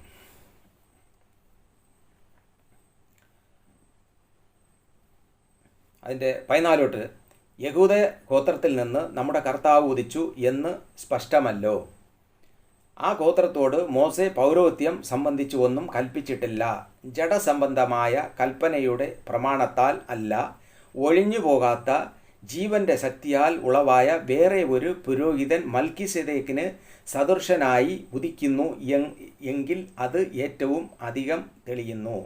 നീ മൽക്കീസേദെക്കിൻ്റെ ക്രമപ്രകാരം എന്നേക്കും പുരോഹിതൻ എന്നല്ലോ സാക്ഷീകരിച്ചിരിക്കുന്നത്. മുമ്പിലത്തെ കൽപ്പനയ്ക്ക് അതിൻ്റെ ബലഹീനതയും നിഷ്പ്രയോജന നിമിത്തം നീക്കവും ന്യായപ്രമാണത്താൽ ഒന്നും പൂർത്തി പ്രാപിച്ചിട്ടില്ലല്ലോ. നാം ദൈവത്തോട് അടുക്കുന്നതിനുള്ള ഏറെ നല്ല പ്രത്യാശയ്ക്ക് സ്ഥാപനവും വന്നിരിക്കുന്നു. അവൻ ആണകൂടാതെ പുരോഹിതനായി തീർന്നിരിക്കുന്നു. ഇവനോ നീ എന്നേക്കും പുരോഹിതൻ എന്ന് കർത്താവ് സത്യം ചെയ്ത് അനുദപിക്കയില്ല. എബ്രായ ലേഖനം 7-ാം-അധ്യായം 14 വായിക്കുക, 12 വായിക്കുക. ഈ ലേഖനങ്ങൾ മൊത്തം വായിക്കുക. അപ്പോൾ മനസ്സിലാവും പ്രിയമുള്ളവരെ, ഇവിടെ പുരോഹിതൻ നമ്മുടെ കർത്താവായ യേശുക്രിസ്തുവാണ്. നമ്മുടെ പാപങ്ങൾക്ക് വേണ്ടി, നമ്മുടെ ശാപങ്ങൾക്ക് വേണ്ടി, നമ്മുടെ രോഗങ്ങൾക്ക് വേണ്ടി നമുക്ക് പുരോഹിതനായിരിക്കുന്നത് നമ്മുടെ കർത്താവായ യേശുക്രിസ്തുവാണ്. അവനാണ് നമ്മുടെ പുരോഹിതൻ, അവനാണ് നമ്മുടെ കർത്താവ്, അവനാണ് നമ്മുടെ മധ്യസ്ഥൻ, അവനാണ് നമ്മുടെ രക്ഷകൻ. ഇതിൻ്റെ ഇടയിൽ വേറൊരു പുരോഹിതനേ ഇല്ല. ഇന്ന് ലോകത്തിൽ മനുഷ്യനെ വഞ്ചിച്ചുകൊണ്ട് നടക്കുന്നില്ലേ? ബലി അർപ്പിക്കുന്നു, ധൂപം കാട്ടി കുന്തിരിക്കാൻ പുകച്ചുകൊണ്ട് നടക്കുന്നില്ലേ പുരോഹിതന്മാർ? ഇതൊന്നും കർത്താവ് സ്ഥാപിച്ച പുരോഹിതന്മാരല്ല. ഇവരൊന്നും കർത്താവ് സ്ഥാപിച്ച പുരോഹിതനേ അല്ല. ഇവർ പഠിച്ചു, 10 വർഷം 14 വർഷം പഠിച്ചു, ശരി തന്നെ. അന്ന് ജനം ഇവരെ വിട്ട് പോകുന്നുവെന്ന് കണ്ടപ്പോൾ ഇവർ സഭയിലേക്ക്, അതായത് യേശുക്രിസ്തുവിൻ്റെ ആ വിശ്വാസത്തെ സഭയിലേക്ക് കൊണ്ടുവന്നു. ക്രിസ്തുവിൻ്റെ രൂപത്തെയും കൊണ്ടുവന്നു, മറിയയുടെ രൂപത്തെ കൊണ്ടുവന്നു. ജനം ഇവരെ വിട്ട് പോകുമെന്ന് പറഞ്ഞുകൊണ്ട് ഇവർ ഒരു പ്രത്യേകമായിട്ടുള്ള തന്ത്രം ഉപയോഗിച്ച് ജനങ്ങളെ അവിടെ നിർത്തി. ആ നിന്ന ജനമാണ് ഇന്നും നിന്നുകൊണ്ടിരിക്കുന്നത്. ഇതിൽ നിന്ന് പൊയ്ക്കൊണ്ടിരിക്കുന്ന ജനം പൊയ്ക്കൊണ്ടിരിക്കുന്നു. പ്രിയമുള്ളവരെ, എത്ര തന്നെ തടഞ്ഞാലും ശരി, പ്രിയമുള്ള സഹോദരങ്ങളെ, എൻ്റെ സഹോദരിമാരെ, നിങ്ങൾ എത്ര തന്നെ ഏത് രൂപത്തിൽ തന്നെ ഇതിൻ്റെ പുറകെ പോയാലും ദൈവം ഒരു വ്യക്തിയെ അവിടെ നിന്ന് എടുക്കണമെങ്കിൽ അവൻ എടുത്തിരിക്കും. കർത്താവ് എടുത്തിരിക്കും. അതിനാരെ കൊണ്ടും തടയാൻ പറ്റില്ല. എത്ര തന്നെ നീ ഈ പൗരോഹിത്യം പിടിച്ചുകൊണ്ട് കിടക്കുന്നുവോ അവിടെ നിന്ന് കർത്താവ് എടുക്കും. അതുകൊണ്ടാണ് ഇന്ന് അതേ വിശ്വാസത്തെ, അതായത് അപ്പോസ്തലന്മാർക്ക് കൊടുത്ത വിശ്വാസത്തെ വച്ചുകൊണ്ടാണ് ഇന്ന് ഈ പുരോഹിതന്മാർ കുംഭസാരം എന്ന് പറഞ്ഞ് നടത്തുന്നത്. കുംഭസാരം എന്തിനാ? നിങ്ങളെ പാപം വന്ന് പറയുക. അതായത് ഇവരോട്, ഈ മനുഷ്യരോട് പറയുക, കർത്താവായ യേശുക്രിസ്തുവിൻ്റെ നാമത്തെ അപമാനിച്ചുകൊണ്ട് നടക്കുന്ന സഭ എന്ന് പറഞ്ഞുകൊണ്ട് അവിടെ രൂപം ഉണ്ടാക്കി വെച്ച്, മറിയയുടെ രൂപവും യേശുക്രിസ്തുവിൻ്റെ രൂപവും ഉണ്ടാക്കി വെച്ച് അവരെ അവിടെ നമസ്കരിപ്പിക്കുകയും ഈ ഭൂമിയിൽ ജീവിച്ചു പോയ അപ്പോസ്തലന്മാരെ കൊണ്ട് അവരോട് പ്രാർത്ഥിക്കുകയും ഒക്കെ ചെയ്യുന്നു. ഇവരൊക്കെ വേറെ ഒരു കാര്യം പറയുന്നുണ്ട്. നമ്മൾ എല്ലാവരും വിശുദ്ധന്മാരുടെ ആത്മാക്കളുടെ അടുക്കിലേക്ക് വന്നു. ശരിയാണ്, വിശുദ്ധന്മാരുടെ ആത്മാക്കൾ, മരിച്ചുപോയ ഒരു വ്യക്തി ക്രിസ്തുവിനോട് കൂടെയാണ്. അവൻ്റെ ആത്മാവ് പർദീസിലേക്കാണ് പോകുന്നത്. ആബ്രഹാം പിതാവ് എവിടെയാണല്ലോ അവിടെയാണ് പോകുന്നത്. ക്രിസ്തുവിനോട് കൂടെ തന്നെ, ക്രിസ്തുവിൻ്റെ കൂടെ തന്നെ അവർ ഉയർത്തെഴുന്നേൽക്കും. എപ്പോൾ? തെസ്സലോനിക്ക ലേഖനത്തിൽ അപ്പോസ്തലനായ പൗലോസ് വ്യക്തമായി രേഖപ്പെടുത്തിയിരിക്കുന്നു, കർത്താവ് വരുമ്പോൾ അവർ ഉയർത്തെഴുന്നേൽക്കും. എന്നാൽ പ്രിയമുള്ളവരെ, ഇവിടെ നമുക്ക് കാണുവാൻ സാധിക്കും, നമുക്ക് പുരോഹിതൻ കർത്താവായ യേശു ക്രിസ്തുവാണ്. നമ്മളെ ബലി അവനാണ് അർപ്പിക്കുന്നത്, അവനാണ് നമുക്ക് വേണ്ടി പക്ഷവാദം ചെയ്യുന്നത്, അല്ലാതെ ഇവരല്ല. കർത്താവ് സുവിശേഷം പറയാനാണ് അപ്പോസ്തലന്മാരെ നിയമിച്ചത്. സുവിശേഷം, ലോകത്തിൽ സുവിശേഷം പറയുക, യേശു ക്രിസ്തുവിനെ കുറിച്ച് പറയുക, അതുതന്നെയാണ് സുവിശേഷം. യേശു ക്രിസ്തുവിനെ കുറിച്ച് പറയുക. അല്ലാതെ ഈ എന്നും മണികിലിക്ക് കൊണ്ട് ആരാധിക്കുന്ന ഈ ആരാധന ഒന്നും ഇല്ല. പുതിയ നിയമത്തിൽ മണികിലിക്ക് ആരാധന ഇതൊന്നുമില്ല. ഇതിൻ്റെ പുറകെ പോകുന്ന ജനം തിരിച്ചറിയണം, മണികിലിക്കുന്ന ആരാധന ഇല്ല. ആത്മീയ ആരാധനയാണ് ഈ ഭൂമിയിൽ കർത്താവായ യേശു ക്രിസ്തു സ്ഥാപിച്ചത്. അവിടെയാണ് മറിയ ഇരുന്നത്, അവിടെയാണ് ഈ അപ്പോസ്തലന്മാരൊക്കെ ഇരുന്നത്, പത്രോസ് ഇരുന്നത്, എല്ലാവരും ഇരുന്നത് ഈ ആത്മീയ ആരാധനയിലാണ്. അവരാണ് ഒന്നാമത്തെ സഭയ്ക്ക് അടിസ്ഥാനമിട്ടത്. സഭ അവിടെ രൂപപ്പെട്ടത് അവിടെയാണ്. അപ്പോസ്തല പ്രവൃത്തിയിൽ കാണുവാൻ സാധിക്കും, അവിടെ മറിയ ഉണ്ടായിരുന്നു സഭയിൽ. ഇന്ന് ആ മറിയ എടുത്ത് ഇവർ വച്ചിരിക്കുകയാണ്. എവിടെ? വിഗ്രഹം ഉണ്ടാക്കി വെച്ചിട്ട് ഇവർ വച്ചിട്ട് അങ്ങ് പ്രാർത്ഥിക്കുകയാണ്. അങ്ങ് ആര് ചെവിയേക്കാനാ? അവിടെ വരുന്നതെല്ലാം ദുഷ്ടാത്മാക്കളാണ്, ഭൂതങ്ങളാണ് വിഗ്രഹത്തിൻ്റെ മുന്നിൽ. പ്രിയമുള്ളവരെ, അപ്പോൾ ഇവിടെ നമ്മൾ കാണുവാൻ സാധിച്ചു മൽക്കീസേദെക്കിൻ്റെ ക്രമപ്രകാരം. ആ മൽക്കീസേദെക്ക് ഞാൻ ആദ്യം ഓർമ്മപ്പെടുത്തി. അവന് അപ്പനില്ല, അമ്മയില്ല, ആരുമില്ല. അതും ഇവിടെ രേഖപ്പെടുത്തിയിട്ടുണ്ട്. 7-ാമത്തെ അധ്യായത്തിൽ അവന് ഒന്ന് വിട്ടൽ താഴോട്ട് വായിക്കുക. മൽക്കീസേദെക്കിൻ്റെ ഇത് പറയുന്നുണ്ട്. അവന് പിതാവില്ല, മാതാവില്ല, വംശാവലിയില്ല, ജീവാരംഭമില്ല, ജീവാവസാനവുമില്ല. അവൻ ദൈവപുത്രന് തുല്യനായി എന്നേക്കും പുരോഹിതനായിരിക്കുന്നു. 6:20 അവിടെ യേശു മൽക്കീസേദെക്കിൻ്റെ ക്രമപ്രകാരം എന്നേക്കും പുരോഹിതനായി മുമ്പ് കൂട്ടി നമുക്ക് വേണ്ടി പ്രവേശിച്ചിരിക്കുന്നു. എവിടെ? പാപപരിഹാരം ചെയ്യുന്നതിന് വേണ്ടി കർത്താവ് സ്വർഗത്തിൽ പിതാവിൻ്റെ വലത്ത് ഭാഗത്ത് പ്രവേശിച്ചിരിക്കുന്നു. നമ്മുടെ കർത്താവ് മഹാപുരോഹിതനായി കർത്താവ് അവിടെ പ്രവേശിച്ചിരിക്കുന്നു. മൽക്കീസേദെക്കിൻ്റെ ക്രമപ്രകാരം എന്നേക്കും മഹാപുരോഹിതനായി മുമ്പ് കൂട്ടി നമുക്ക് വേണ്ടി പ്രവേശിച്ചിരിക്കുന്നു. അടുത്ത് താഴെ പറയുന്നു, ഈ മൽക്കീസേദെക്കിന് മാതാവില്ല, വംശാവലിയില്ല, ജീവ ആരംഭമില്ല, ജീവ അവസാനമില്ല.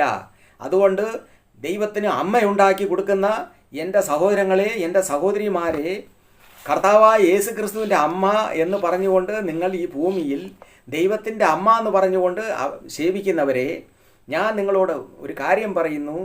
ദൈവത്തിന് അമ്മയും അപ്പനും ഒന്നും ഇല്ല.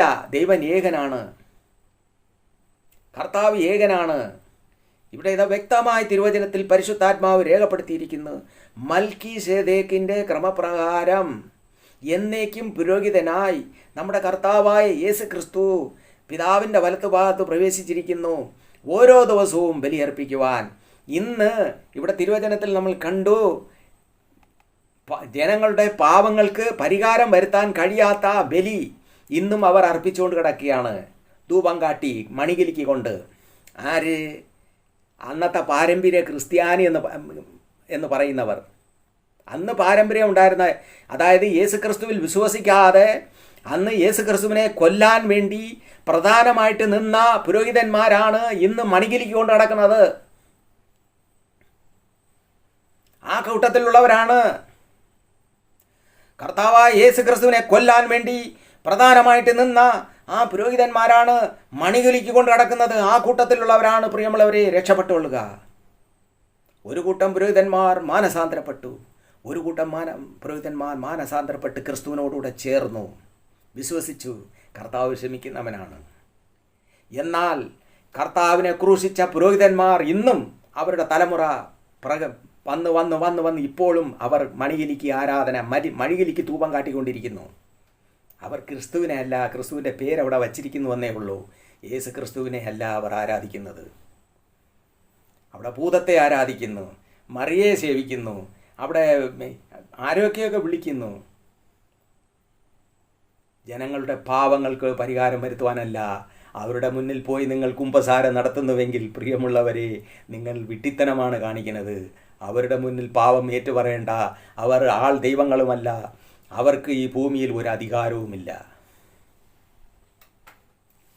പഠിച്ചു എന്ന് പറയുന്നു, പക്ഷേ ഒരു അധികാരവുമില്ല. സ്തോത്രം. പരിശുദ്ധാത്മാവ് വ്യക്തമായി നിങ്ങൾക്ക് പറഞ്ഞു തരികയാണ് തിരുവചനത്തിൽ കൂടെ. മൽക്കീസേദെക്കിൻ്റെ ക്രമപ്രകാരം കർത്താവായ യേശു ക്രിസ്തുവാണ് നമുക്ക് പുരോഹിതൻ. അവനാണ് നമുക്ക് പുരോഹിതൻ, നമ്മുടെ ബലിയർപ്പിക്കുന്നവൻ. നമ്മൾ യേശു ക്രിസ്തുവിനെയാണ് വിളിക്കേണ്ടത്, യേശു ക്രിസ്തുവിൻ്റെ അടുക്കലാണ് വരേണ്ടത്. അതുകൊണ്ടാണ് അപ്പോസ്തലനായ പത്രോസ് ഇതിനെക്കുറിച്ച് വ്യക്തമായി രേഖപ്പെടുത്തിയിരിക്കുന്നു. 1 പത്രോസ് 2:9. 1 പത്രോസ് 2:9. ഇതാ അവിടെ എന്താണ് പത്രോസ് ലീഗ പറയണമെന്ന് നമുക്ക് നോക്കാം. ഒന്നാമത്തെ പോപ്പെന്ന് പറഞ്ഞ നമ്മുടെ പത്രോസ് ലീഹ, ആ പത്രോസ് ലീഗ എന്താണ് പറയുന്നതെന്ന് നമുക്ക് നോക്കാം. 1 പത്രോസ് 2:9. ഇതാ, നിങ്ങളോ അന്ധകാരത്തിൽ നിന്ന് തൻ്റെ അത്ഭുത പ്രകാശത്തിലേക്ക് നിങ്ങളെ വിളിച്ചവൻ്റെ സൽഗുണങ്ങളെ ഘോഷിക്കുവാൻ തക്കവണ്ണം തിരഞ്ഞെടുക്കപ്പെട്ട ഒരു ജാതിയും രാജകീയ പുരോഹിത വർഗവും വിശുദ്ധ വംശവും സ്വന്തം ജനവും ആകുന്നു. ആരാണ് പുരോഹിതന്മാർ? തിരുവചനത്തിൽ വായിച്ചു നോക്കുക സഹോദരങ്ങളെ. ബൈബിളൊക്കെ വീട്ടിലിരിക്കുമെങ്കിൽ ഇതൊക്കെ എടുത്ത് വായിച്ചു നോക്കുക. അല്ലാതെ പാരമ്പര്യം പിടിച്ചുകൊണ്ട് കർത്താവായ യേശു ക്രിസ്തുവിനെ ക്രൂശിച്ച പുരോഹിതന്മാരുടെ കൂട്ടം ഇന്ന് ഭൂമിയിൽ വളർന്നിരിക്കുന്നു. അവരുടെ കൂട്ടത്തിൽ കടന്നുകൊണ്ട് യേശു ക്രിസ്തു ഈ അപ്പോസ്തലന്മാരുടെ പേര് പറഞ്ഞുകൊണ്ട് ഇന്ന് ഞങ്ങൾ പാരമ്പര്യ ക്രിസ്ത്യാനികളാണെന്ന് പറഞ്ഞുകൊണ്ട് നിങ്ങൾ പോകുന്നുവെങ്കിൽ നിങ്ങൾക്കും ദൈവത്തിനും തമ്മിൽ ഒരു ബന്ധവുമില്ല. ഇവിടെ തിരുവചനത്തിൽ വ്യക്തമായി രേഖപ്പെടുത്തിയിരിക്കുകയാണ്. മാനസാന്തരപ്പെട്ട് ക്രിസ്തുവിനോട് ചേർന്ന പുരോഹിതന്മാരുടെ കൂടെ ഏതൊരു വ്യക്തി ചേരുന്നുവോ അവനാണ് ക്രിസ്തുവിൻ്റെ കൂടെ ചേരുന്ന വ്യക്തി. ക്രിസ്തുവിനോടുകൂടെ ചേരുന്ന വ്യക്തി പുരോഹിത വർഗമാണ് ഇന്ന് ക്രിസ്തുവിനോട് ചേരുന്ന എല്ലാവരും. യേശു ക്രിസ്തുവിനോടുകൂടെ ചേരുന്ന എല്ലാവരെയും ഇന്ന് പരിശുദ്ധാത്മാവ് ഇവിടെ വിളിച്ചിരിക്കുന്നു രാജകീയ പുരോഹിത വർഗം.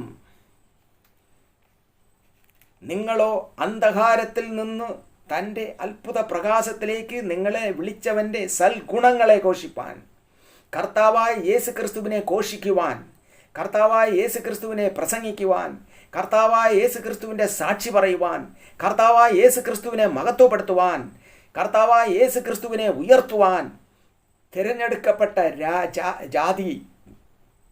അന്ധകാരത്തിൽ നിന്ന് നിങ്ങളെ വിളിച്ചിരിക്കുന്നു എവിടെ? അത്ഭുത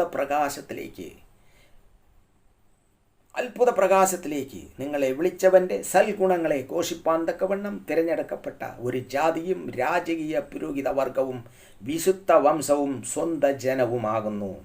മുമ്പേ നിങ്ങൾ ജനമല്ലാത്തവർ, ഇപ്പോഴോ ദൈവത്തിൻ്റെ ജനം; കരുണ ലഭിക്കാത്തവർ, ഇപ്പോഴോ കരുണ ലഭിച്ചവർ തന്നെ. ഇത് പറയുന്നത് ഈ പാരമ്പര്യം പറയുന്ന പത്രോസ് ലീഗ എന്ന് പറയുന്ന പോപ്പ്. പത്രോസ് ലീഗ പോപ്പായിരുന്നില്ല. ഇവർ പോപ്പെന്ന് പറഞ്ഞുകൊണ്ട് നടക്കുന്നതേ ഉള്ളൂ. പോപ്പെന്ന്. പത്രോസ് ലീഗ സുവിശേഷ അപ്പോസ്തലൻ, ഒന്നാമത്തെ അപ്പോസ്തലനായിരുന്നു. അപ്പോസ്തലൻ. ഇത് അപ്പോസ്തലിക സഭയാണ്. പ്രിയമുള്ളവരെ, ഈ ഭൂമിയിൽ കാണുന്നതെല്ലാം അപ്പോസ്തലിക സഭയാണ്. അപ്പോസ്തലിക സഭ.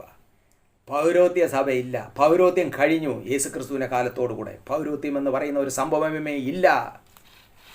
ഈ പൗരോത്യം എന്ന് പറയുന്നത് കർത്താവായ യേശുക്രിസ്തുവിനെ ക്രൂശിച്ചവരാണ്. ക്രൂശിച്ച കൂട്ടമാണ് അന്ന്. അതിൻ്റെ പുറകെ വന്നതാണ് നിക്കോലോസ്. ഇവരൊക്കെ ഇതിൻ്റെ ഇടയിൽ കയറി ദുരുപദേശം ഉപദേശിച്ചുകൊണ്ട് ഈ ജനങ്ങൾ ഇവരെ വിട്ട് പോകും എന്ന് കണ്ടപ്പോൾ യേശുക്രിസ്തുവിൻ്റെ നാമം അവിടെ കൊണ്ടുവന്നു. കർത്താവായ യേശുക്രിസ്തുവിൻ്റെ രൂപം കൊണ്ടുവച്ചു. കർത്താവായ യേശുക്രിസ്തുവിൻ്റെ രൂപം കൊണ്ടുവയ്ക്കുകയും അപ്പോസ്തലന്മാരെ വിളിപ്പിക്കുകയും അതുപോലെ മറിയയുടെ രൂപം കൊണ്ടുവയ്ക്കുകയും ഒക്കെ ചെയ്തു. ആര്? ഈ പുരോഹിതന്മാർ. ഈ പാരമ്പര്യം പറയുന്ന പണ്ടത്തെ യേശുക്രിസ്തുവിനെ ക്രൂശിക്കാൻ സപ്പോർട്ട് ചെയ്ത പുരോഹിതന്മാർ അന്ന് ചെയ്തതാണ് ഇന്നും തുടർന്നു കൊണ്ടേയിരിക്കുന്നത്. എന്നാൽ കർത്താവായ യേശു ക്രിസ്തുവിൽ വിശ്വസിച്ച അന്ന് മറിയെ ഇരുന്ന് കർത്താവിൽ വിശ്വസിച്ച് ബന്തിക്കോസ്ത് നാളിൽ ദൈവത്തെ ആരാധിച്ച് മഹത്വപ്പെടുത്തി പരിശുദ്ധാത്മാവിൻ്റെ അഭിഷേകം കൊണ്ട് നിറഞ്ഞ് ഈ ഭൂമിയിൽ കർത്താവിനെ സുവിശേഷം പറഞ്ഞുകൊണ്ട് നടന്ന ആ സഭ അന്ന് രൂപപ്പെട്ടു. അന്നും ഇന്നും അത് വളർന്നുകൊണ്ടേയിരിക്കുന്നു. അതിനെതിരെ ഒരു പാതാള ഗോപുരവും ഇരിക്കുകയില്ല. അതുകൊണ്ടാണ് കർത്താവ് പറഞ്ഞത്, ഞാൻ ഈ പാറമേൽ എൻ്റെ സഭയെ പണിയും, പാതാള ഗോപുരങ്ങൾ അതിനെ ജയിക്കുകയില്ല. പത്രോസിനെയല്ല പറഞ്ഞത്, പാറ കർത്താവായ യേശു ക്രിസ്തുവാണ്, നീ പത്രോസാണ്, എന്നാൽ ഞാൻ, അതായത് ഈ പാറമേൽ ഞാൻ എൻ്റെ സഭയെ പണിയും. ഈ പാറ നമ്മുടെ കർത്താവായ യേശു ക്രിസ്തുവാണ് പാറ. ഈ പാറ എന്ന അടിസ്ഥാനത്തിലാണ് സഭ നിൽക്കുന്നത്. ആ സഭ അന്നേ ഉണ്ട്. അല്ലാതെ ഇന്ന് ചിലർ പറയുന്നുണ്ട്, ഞങ്ങളുടെ സഭയാണ് ആദ്യത്തെ സഭ, ഞങ്ങളിലൊക്കെ പിരിഞ്ഞതാണ് ഇവരൊക്കെ, ഞങ്ങളിൽ നിന്ന് പിരിഞ്ഞതാണ് ഇവരൊക്കെ. ഇല്ല, മറിയ ഉണ്ടായിരുന്നു അവിടെ സഭയിൽ. കർത്താവായ യേശു ക്രിസ്തു ഈ ഭൂമിയിൽ നിന്ന് പോയതിന് ശേഷം മറിയ ഉണ്ടായിരുന്നു അവിടെ, അപ്പോസ്തലന്മാരുണ്ടായിരുന്നു. അന്നേ രൂപം കൊണ്ടതാണ് സഭ. അല്ലാതെ ഇവർ പറയുന്നത് പോലെ ഇവരിൽ നിന്ന് പിരിഞ്ഞതല്ല സഭ. അന്നേ രൂപം കൊണ്ടതാണ് ഈ സഭ, യേശു ക്രിസ്തുവിൻ്റെ സഭ. അതാണ് അവിടെ പറഞ്ഞിരിക്കുന്നത്. വിശ്വസിച്ച എല്ലാവരെയും സഭയോട് ചേർത്തുകൊണ്ടിരുന്നു. പ്രിയമുള്ളവരെ, നാം ഈ തിരുവചനത്തിൽ കൂടെ കാണുന്നത്, പുരോഹിതന്മാർ പാവങ്ങൾ അർപ്പിക്കാൻ വേണ്ടി ഒരു പ്രയോജനമില്ലാത്ത ബലി അർപ്പിച്ചുകൊണ്ടേയിരിക്കുന്നു. ഒരു പ്രയോജനമില്ലാത്ത, അതിൻ്റെ പുറകെ ഒരു കൂട്ടം ജനം ഈ ഭൂമിയിൽ ജീവിച്ചു പോയവരോട് പ്രാർത്ഥിച്ചുകൊണ്ട് നടക്കുന്നു. യേശു ക്രിസ്തുവെ ക്രൂശിച്ചവരുടെ കൂട്ടമാണത്. കർത്താവായ യേശു ക്രിസ്തുവെ ക്രൂശിച്ചവരുടെ കൂട്ടം.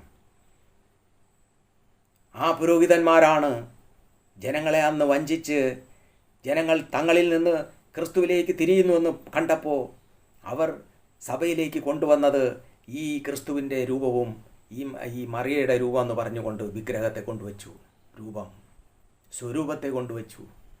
അതിൻ്റെ പുറകെ കൂടി ഇരിക്കുന്നവരാണ് ഈ പുരോഹിതന്മാർ എന്ന് പറയുന്ന ഇന്നത്തെ പുരോഹിതന്മാർ, ധൂപം കാട്ടുന്നവർ. ആ സഭയിൽപ്പെട്ട, അതാണ് അന്നത്തെ സഭ ഇവർ വിട്ടുമാറാതെ കടന്നത്. എന്നാൽ ഒരു കൂട്ടം പുരോഹിതന്മാർ ക്രിസ്തുവിനോടുകൂടെ ചേർന്നു. അവരെല്ലാവരും അപ്പോസ്തലന്മാരുടെ കൂടെയായി. ഇന്നും പ്രിയമുള്ളവരെ, ഇന്ന് എത്രയോ പേർ പുരോഹിതന്മാർ മാനസാന്തരപ്പെടുന്നു. എത്ര പേർ വയസ്സുകാലത്ത് തന്നെ കർത്താവിനെ അറിഞ്ഞിട്ട്, ദൈവമേ, ഞാൻ ഇത്ര കാലം കർത്താവിന് വേണ്ടി വേല ചെയ്യുമെന്ന് വിചാരിച്ചല്ലോ, എന്നാൽ ഇത്ര കാലം ഞാൻ ജോലി ചെയ്തെല്ലാം പിശാചിനായിപ്പോയി. എന്നാൽ അവസാന കാലത്തെങ്കിലും കർത്താവിനെ വിശ്വസിക്കാനിടയായല്ലോ എന്ന് പറഞ്ഞുകൊണ്ട് എത്രയോ പുരോഹിതന്മാർ മാനസാന്തരപ്പെട്ട് ഇന്ന് വിശുദ്ധ ജീവിതം നയിക്കുന്നു എന്നറിയാമോ? എത്രയോ പേർ. പ്രിയമുള്ളവരെ, നാം ഓരോരുത്തരും മനസ്സിലാക്കിയിരിക്കേണ്ട ഒരു കാര്യമാണ്, സഭ എന്ന് പറയുന്നത് ആത്മാവിൻ്റെ സഭയാണ്. ആത്മാവിലും സത്യത്തിലും ദൈവത്തെ ആരാധിക്കണമെന്ന് കർത്താവ് കഴിഞ്ഞ തിരുവചനത്തിലൊക്കെ ഓർമ്മപ്പെടുത്തി. ദൈവം ആത്മാവാണ്, അവനെ ആത്മാവിലും സത്യത്തിലും ആരാധിക്കണം. സ്ത്രീയെ എന്ന് വിളിച്ചുകൊണ്ട് പറഞ്ഞു, ഇനി നിങ്ങളെ ദൈവത്തെ ആരാധിക്കേണ്ടത് ജെറുസലേമിലോ വേറെ മലയിലോ അല്ല എന്ന നാളിക വന്നു കഴിഞ്ഞു. ദൈവം ആത്മാവാണ്, ആത്മാവിലും സത്യത്തിലും ദൈവത്തെ ആരാധിക്കുക.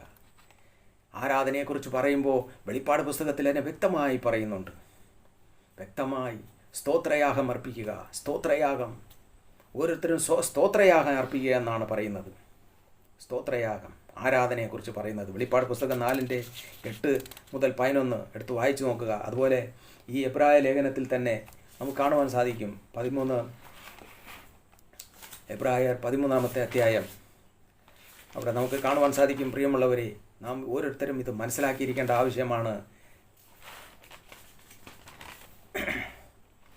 അതിൻ്റെ 14-16 വരെ, ഇവിടെ നമുക്ക് നിലനിൽക്കുന്ന നഗരമില്ല. ഇവിടെ നമുക്ക് നിലനിൽക്കുന്ന നഗരമില്ലല്ലോ, വരുവാനുള്ളത് അത്രേ നാം അന്വേഷിക്കുന്നത്. അതുകൊണ്ട് അവൻ മുഖാന്തരം നാം ദൈവത്തിന് അവൻ്റെ നാമത്തെ ഏറ്റുപറയുന്ന അധരഫലം എന്ന സ്തോത്രയാഗം ഇടവിടാതെ അർപ്പിക്കുക. നന്മ ചെയ്യുവാനും കൂട്ടായ്മ കാണിപ്പാനും മറക്കരുത്. ഈ വക യാഗത്തിലല്ലോ ദൈവം പ്രസാദിക്കുന്നത്. ഈ വക യാഗത്തിലല്ലോ ദൈവം പ്രസാദിക്കുന്നത്. ഈ വക യാഗത്തിലല്ലോ ദൈവം പ്രസാദിക്കുന്നത്. എന്താണ്? ഇടപെടാതെ സ്തോത്രയാഗം അർപ്പിക്കുക. ദൈവം ആഗ്രഹിക്കുന്ന യാഗം സ്തോത്രയാഗമാണ്. അല്ലാതെ അന്ന് ഈ ജനങ്ങൾ അർപ്പിച്ച പ്രാവും ആടും മാടും കോഴിയും കുരുവിയും ഒന്നുമല്ല. ഈ ധൂപം കാണിക്കുന്നതുമല്ല. ഇടപെടാതെ സ്തോത്രയാഗം അർപ്പിക്കുക. ഇടപെടാതെ സ്തോത്രയാഗം. ദൈവത്തെ സ്തുതിക്കുക, ദൈവത്തെ മഹത്വപ്പെടുത്തുക, ദൈവത്തിന് ഹല്ലേലൂയ പറയുക. അതാണ് വെളിപ്പാട് പുസ്തകത്തിൽ അതിനെക്കുറിച്ച് വ്യക്തമായി പറയുന്നു. വെളിപ്പാട് പുസ്തകം 4:8 മുതൽ 11 വരെ വായിച്ചു നോക്കുക. അവിടെ പറയുന്നു, കർത്താവിൻ്റെ മുന്നിൽ അവർ മുട്ടുമടക്കിക്കൊണ്ട് ദൈവത്തെ ആരാധിച്ചു. എല്ലാവരും ദൈവത്തെ മഹത്വപ്പെടുത്തി ഹല്ലേലൂയ എന്ന് വിളിച്ചുകൊണ്ട് ദൈവത്തെ ആരാധിച്ചു. ഇത് തന്നെയാണ് ആത്മീയ ആരാധന. ഇത് തന്നെയാണ് പ്രിയമുള്ളവരെ ദൈവസന്നിധിയിൽ ആത്മീയ ആരാധന.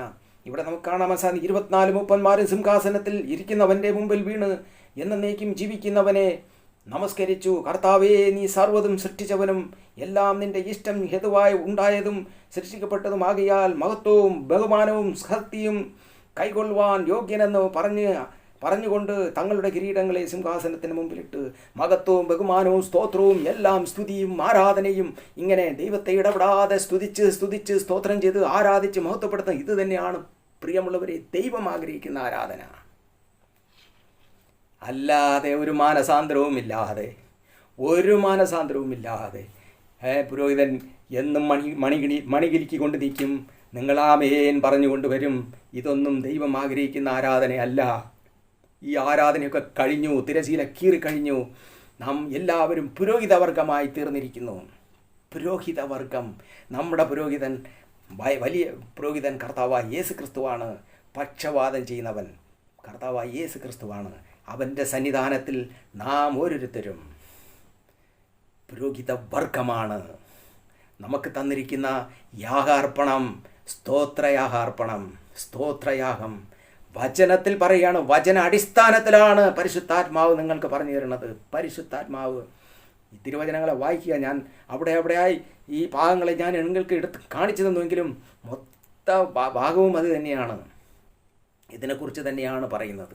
ഈ ആരാധനയെക്കുറിച്ചും കർത്താവിൻ്റെ ആ മഹത്വത്തെക്കുറിച്ചും കർത്താവിനെ ആരാധിക്കുന്നതിനെക്കുറിച്ചും. പ്രിയമുള്ളവരെ, വീണ്ടും ഞാൻ നിങ്ങളോട് പറയുന്നു, ഈ തിരുവചനം കേൾക്കുന്ന ആരായിക്കോട്ടെ, ഏത് വ്യക്തി ആയിക്കോട്ടെ, കർത്താവ് പറയുന്നു, ഇവിടെ നമുക്കൊന്നുമില്ല, വരാനിരിക്കുന്നതിനെയാണ് നമ്മൾ അന്വേഷിക്കുന്നത്. അവിടെ നമ്മുടെ പുരോഹിതൻ, നമ്മുടെ കർത്താവായ യേശു ക്രിസ്തു പുരോഹിതനായി ഇന്നും എന്നേക്കും ഇരിക്കുന്നു. നാം ഓരോരുത്തരും കർത്താവിൻ്റെ പുരോഹിത വർഗമായി തീർന്നിരിക്കുന്നു.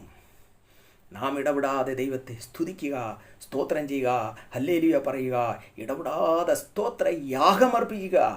അതാണല്ലോ ദൈവത്തിനിഷ്ടം. വീണ്ടും പറയുകയാണ്, അതാണല്ലോ ദൈവത്തിനിഷ്ടം എന്ന് പറഞ്ഞുകൊണ്ട് എബ്രായ ലേഖനത്തിൽ വ്യക്തമായി അതിനെക്കുറിച്ച് രേഖപ്പെടുത്തിയിരിക്കുന്നു. പ്രിയമുള്ളവരെ, അതാണല്ലോ ദൈവത്തിനിഷ്ടം.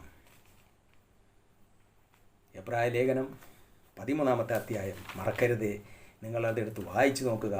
ഞാൻ ഇത് നിങ്ങൾക്കത് കാണിച്ചു തന്നു. വ്യക്തമായി പറഞ്ഞിരിക്കുന്നു പരിശുദ്ധാത്മാവ്. വ്യക്തമായി സ്തോത്രയാഗം അർപ്പിക്കുക. ഈ യാഗത്തിലാണ് ദൈവം പ്രസാദിക്കുന്നത്. ഈ യാഗത്തിലാണ് സ്തോത്രം. അല്ലാതെ ഈ കാണുന്ന ഇതൊന്ന് കാണിക്കുന്നു, ഇതൊന്നും ദൈവമായിട്ട് ഒരടുപ്പവുമില്ല, ദൈവമായിട്ടുള്ള ഒരു ബന്ധവുമില്ല. ആരും ദൈവത്തോട് അടുക്കുന്നുമില്ല. അതുകൊണ്ടാണ് ഇവരുടെ മുമ്പിൽ ചെന്ന് കുമ്പസാരം നടത്തുമ്പോൾ ഇവരൊക്കെ ശരിക്കും ആൾക്കാരെ വഞ്ചിക്കുന്നത്. ചിലരൊക്കെ കുമ്പസാരം നടത്തുന്ന പുറത്ത് പറയില്ല, എന്നാൽ ചിലരൊക്കെ ഇത് വെച്ച് വലിയ മുതലെടുക്കുന്നുണ്ട്. കുമ്പസാരം എന്ന് പറഞ്ഞുകൊണ്ട് അപ്പോസ്തലന്മാർക്കാണ് ഇത് കൊടുത്തത്. ഈ അപ്പോസ്തലന്മാർ എന്ന് പറയുന്ന അന്നത്തെ അപ്പോസ്തലന്മാർ അതിനുശേഷം കൈവച്ച് പ്രാർത്ഥിച്ച് ഈ സഭയിൽ ഓരോരുത്തരെ നിയമിച്ചവരെയൊക്കെ അപ്പോസ്തലന്മാരെന്നാണ് പറഞ്ഞിരിക്കുന്നത്. പുരോഹിതന്മാരല്ല, അപ്പോസ്തലന്മാർ. അവർക്ക് പേര് അപ്പോസ്തലൻ. അപ്പോസ്തോലിക സഭയാണ്. കർത്താവായ യേശു ക്രിസ്തു സ്ഥാപിച്ചത് അപ്പോസ്തോലിക സഭയാണ്, പൗരോഹിത്യ സഭയല്ല, അപ്പോസ്തലിക സഭ. സ്തോത്രം. പ്രിയമുള്ളവരെ, അതുകൊണ്ട് ഈ തിരുവചനങ്ങളെ കേട്ട എല്ലാവരെയും ദൈവം അനുഗ്രഹിക്കട്ടെ. ഒരുപാട് കാര്യങ്ങളുണ്ട്, എന്നാലും ചുരുക്കത്തിൽ ഞാനിത് നിങ്ങൾക്ക് പറഞ്ഞു തന്നു. വിശ്വസിക്കാൻ മനസ്സുള്ളവർ വിശ്വസിച്ചുകൊള്ളുക. സത്യം മനസ്സിലാക്കി സത്യവഴിയിലേക്ക് തിരിയുവാൻ മനസ്സുള്ളവർ സത്യവഴിയിലേക്ക് തിരിയുക. അങ്ങനെ ദൈവം നിങ്ങളെ അനുഗ്രഹിക്കട്ടെ. സ്തോത്രം. പ്രിയം എല്ലാവരെയും ദൈവം അനുഗ്രഹിക്കട്ടെ. ഒരു സെക്കൻഡ് പ്രാർത്ഥിക്കാം. സ്തോത്രം കർത്താവേ, സ്തോത്രം. സർവ്വശക്തനായ ദൈവമേ, സ്വർഗ്ഗ പിതാവേ, ഒരു ദിവസം കൂടെ കർത്താവിൻ്റെ തിരുവചനങ്ങളെ ധ്യാനിക്കുവാൻ തന്നല്ലോ പിതാവേ. പൗരോഹിത്യ സഭയല്ല, അപ്പോസ്തോലിക സഭയാണ് പുതിയ നിയമത്തിലേക്ക് കടന്നു വരുമ്പോൾ കർത്താവായ യേശു ക്രിസ്തു സ്ഥാപിച്ചതെന്ന് ഇന്ന് തിരുവചനത്തിൽ കൂടെ ജനങ്ങളോട് നീ സംസാരിച്ചു. പ്രിയ പിതാവേ, ഈ തിരുവചനങ്ങൾ കേട്ട എല്ലാ മക്കളെയും അനുഗ്രഹിക്കണം. അവർക്ക് ഈ സത്യം തിരിച്ചറിയുവാൻ, കൂടുതൽ വചനങ്ങളെ ധ്യാനിക്കുവാൻ, വചനങ്ങളെ വായിക്കുവാനുള്ള കൃപ നൽകണം. അല്ലാതെ മനുഷ്യർ പറയുന്ന കെട്ടുകഥകളെ കേട്ട് വിശ്വസിച്ചുകൊണ്ട് ഇവർ നശിച്ചു പോകുവാൻ അനുവദിക്കരുതേ. ഈ വചനം കേട്ട എല്ലാവരെയും ദൈവത്തിൻ്റെ കരങ്ങളിൽ ഏൽപ്പിക്കുന്നു. ഇവരെ പരിശുദ്ധാത്മാവിനാൽ ഇവർക്ക് സത്യം മനസ്സിലാക്കി കൊടുത്ത് സത്യവെളിയിലേക്ക് തിരിച്ച് സഭയോട് ചേർക്കണമേ എന്ന് പ്രാർത്ഥിക്കുന്നു. ക്രിസ്തുവിൻ്റെ സഭയോട് ചേർക്കണമേ, ക്രിസ്തുവിനോട് ചേർക്കണമേ എന്ന് പ്രാർത്ഥിക്കുന്നു. ഈ പാരമ്പര്യം പിടിച്ച് നടക്കുന്ന പൗരോഹിത്യം എന്ന് പറഞ്ഞ് ജനങ്ങളെ വഞ്ചിച്ചു കൊണ്ടിരിക്കുന്ന അതിൽ നിന്നെല്ലാം ഇവരെ വിടുവിച്ച് സത്യത്തിലും ആത്മാവിലും ആരാധിക്കുന്ന കർത്താവിൻ്റെ ഇഷ്ടപ്പെട്ട സഭയോട് ചേർക്കുവാൻ ഈ മക്കളെയെല്ലാം അങ്ങയുടെ കരങ്ങളിൽ ഏൽപ്പിക്കുന്നു. പ്രാർത്ഥന കേട്ടതിനായി സ്തോത്രം. മഹത്വവും മാനവും സ്തുതിയും സ്തോത്രവും എല്ലാം അങ്ങേക്കുള്ളതാണ്. യേശു ക്രിസ്തുവിൻ്റെ നാമത്തിൽ പ്രാർത്ഥിക്കുന്നു. കേൾക്കണമേ എൻ്റെ സ്വർഗ്ഗപിതാവേ. ആമേൻ. സ്തോത്രം, സ്തോത്രം, സ്തോത്രം പിതാവേ, സ്തോത്രം. ദൈവം എല്ലാവരെയും അനുഗ്രഹിക്കട്ടെ. പ്രാർത്ഥിക്കുക, വിശ്വസിക്കുക. ദൈവം അനുഗ്രഹിക്കും.